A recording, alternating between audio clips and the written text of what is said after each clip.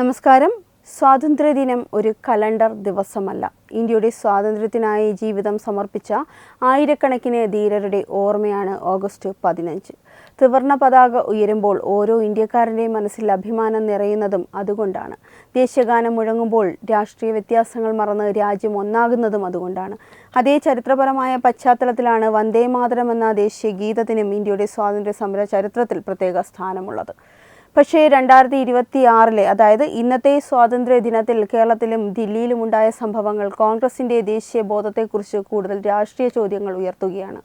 Thiruvananthapuram central സ്റ്റേഡിയത്തിൽ മുഖ്യമന്ത്രി VD. Satheesan ദേശീയ പതാക ഉയർത്തി ദേശീയ ഗാനത്തിൻ്റെ അകമ്പടിയോടെ ചടങ്ങ് നടത്തി. എന്നാൽ റിപ്പോർട്ട് ചെയ്യപ്പെട്ടതനുസരിച്ച് ചടങ്ങിൽ വന്ദേ മാതരം ആലപിച്ചിട്ടില്ല. സർക്കാർ പരിപാടികളിലും സ്കൂളുകളിലും ഇതുമായി ബന്ധപ്പെട്ട് ചർച്ചകളും നടന്നു. ഇതോടൊപ്പം ദില്ലിയിലെ AICC ആസ്ഥാനത്ത് നടന്ന വന്ദേ മാതരം പരിപാടിയെ ചുറ്റിപ്പറ്റിയും സോണിയാഗാന്ധിയുടെയും മല്ലികാർജ്ജുൻ ഖാർഗെയുടെയും പെരുമാറ്റത്തെക്കുറിച്ചും രാഷ്ട്രീയ വിവാദമുയർന്നു. ഇവ രണ്ടും വേറിട്ട വാർത്തകളായി കാണേണ്ടതുണ്ടോ? ഒരു വശത്ത് സ്വാതന്ത്ര്യദിന വേദിയിൽ നിന്ന് ദേശീയ ഐക്യത്തെക്കുറിച്ച് പ്രസംഗിക്കുന്നു, മറുവശത്ത് ദേശീയ ഗീതത്തെ അപമാനിക്കുന്നു. കോൺഗ്രസ് പലപ്പോഴും BJPയെ ദേശീയത രാഷ്ട്രീയവൽക്കരിക്കുന്നുവെന്ന് വിമർശിക്കുന്നു. എന്നാൽ BJPയുടെ മറുപടി ദേശീയത BJPയുടെ സ്വത്തല്ല, ഇന്ത്യയിലെ ഓരോ പൗരൻ്റെയും അവകാശമാണ്. ത്രിവർണ്ണ പതാക BJPയുടേതല്ല, ജനഗണമന BJPയുടേതല്ല, വന്ദേ മാതരവും BJPയുടേതല്ല. പക്ഷേ ദേശീയ പ്രതീകങ്ങളോട് ആദരവ് പ്രകടിപ്പിക്കുന്നത് എന്തുകൊണ്ടാണ് ചില രാഷ്ട്രീയ നേതാക്കൾക്ക് അസ്വസ്ഥത ഉണ്ടാക്കുന്നതെന്ന ചോദ്യം ഉയർന്നാൽ അതിന് മറുപടി പറയേണ്ടത് കോൺഗ്രസ് തന്നെയാണ്. വി.ഡി. സതീശൻ സ്വാതന്ത്ര്യദിന പ്രസംഗത്തിൽ രാഷ്ട്രീയ അന്ധതയെയും വിദ്വേഷത്തെയും വി.ഡി. സതീശൻ സ്വാതന്ത്ര്യദിന പ്രസംഗത്തിൽ രാഷ്ട്രീയ അന്ധതയും വിദ്വേഷവും ഉപേക്ഷിച്ച് ഒരുമിച്ച് മുന്നേറണമെന്ന് പറഞ്ഞു.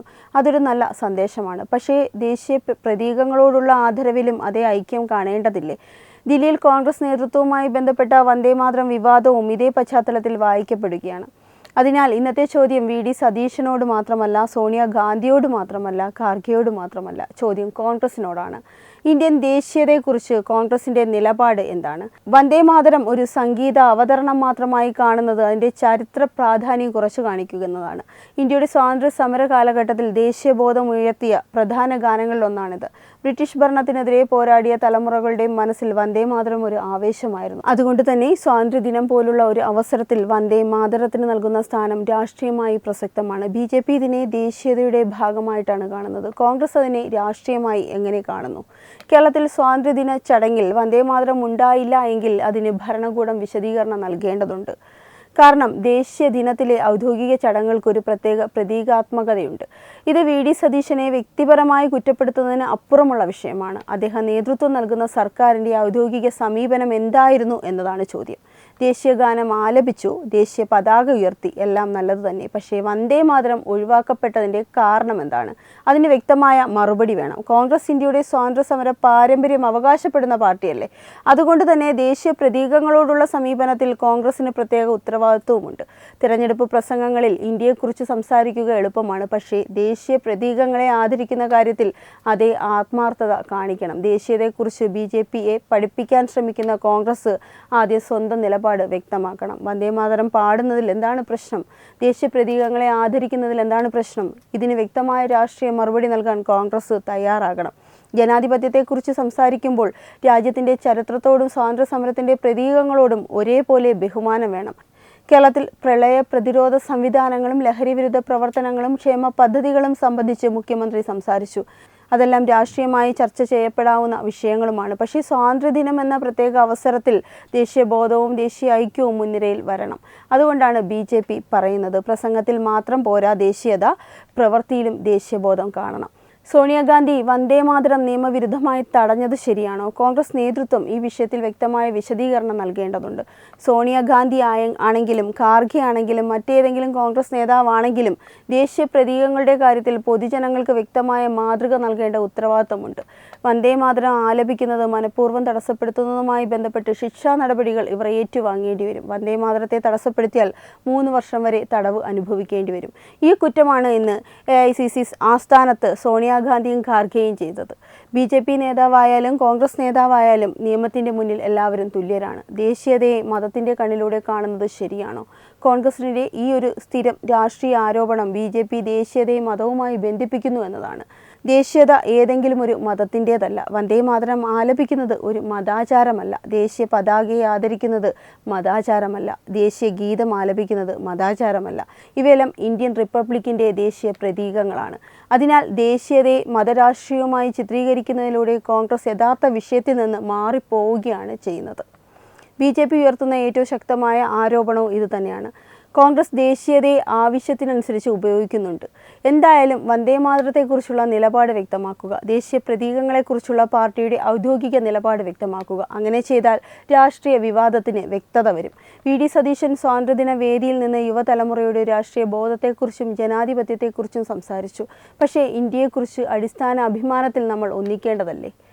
BJP പറയുന്നതും അതുതന്നെയാണ്. വ്യത്യസ്ത രാഷ്ട്രീയ പാർട്ടികൾ, പക്ഷേ ഒരൊറ്റ രാജ്യം. ഇപ്പോൾ കോൺഗ്രസിൻ്റെ മുന്നിൽ രണ്ട് വഴികൾ മാത്രമാണുള്ളത്. ഒന്ന്, ഇതെല്ലാം BJPയുടെ രാഷ്ട്രീയ പ്രചാരണമാണെന്ന് പറഞ്ഞ് തള്ളിക്കളയുക.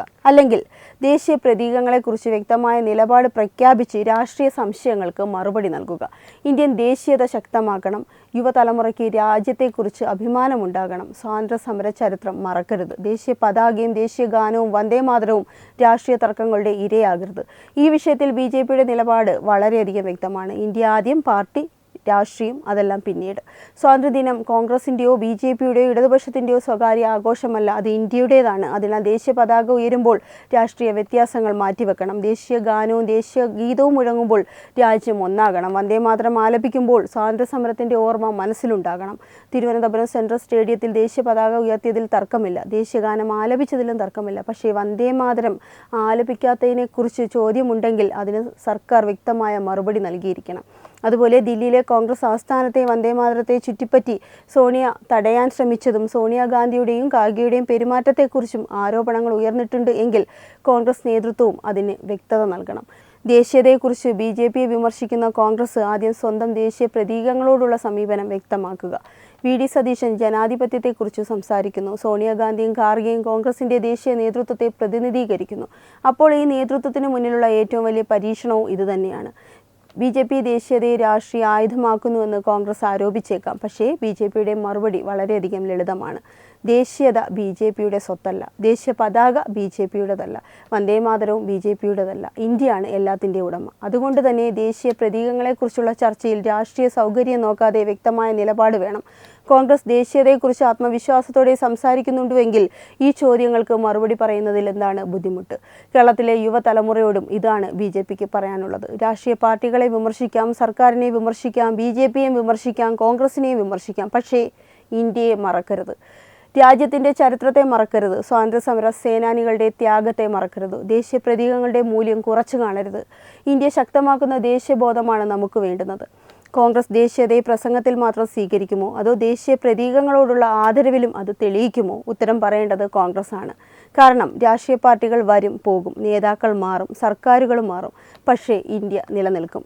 ഇന്ത്യയുടെ ദേശീയ അഭിമാനം നിലനിൽക്കും.